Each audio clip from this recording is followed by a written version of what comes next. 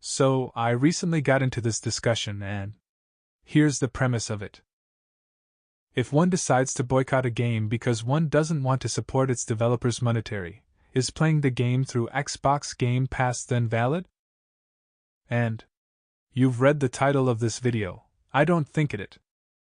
But you know, I'm a random person on the internet, what I think doesn't matter. So, let's dive a bit deeper into this, using our good old facts and logic.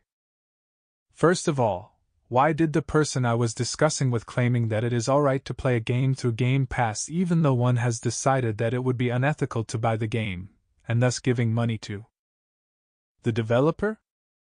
Because, they claimed, the developer has already been compensated for putting the game on Game Pass, and won't receive any more money regardless of how many people don't play the game.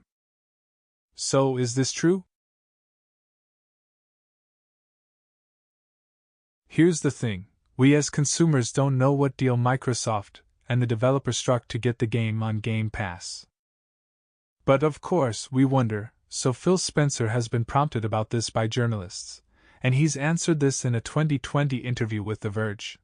Our deals are kind of, I'll say, all over the place. That sounds unmanaged. It's really based on the developer's needs. So one of the things that's been cool to see, going to the question of do we see kind of what new things are happening, is a developer, usually a smaller to mid-sized developer, might be starting a game and say, hey, we're willing to put this in Game Pass on our launch day if you guys will give us X dollars now. And so what we can go do is we'll create a floor for them in terms of the success of their game. They know they're going to get this return.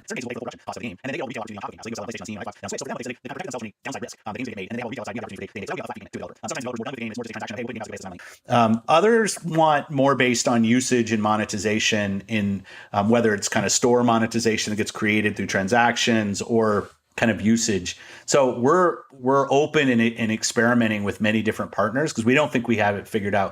So, does developers get paid extra when you play their games through Game Pass? The simple answer, you don't know. Which isn't a very fun answer. But unfortunately it's the answer we get, so what do you do with it? The way I see it, it's fairly simple.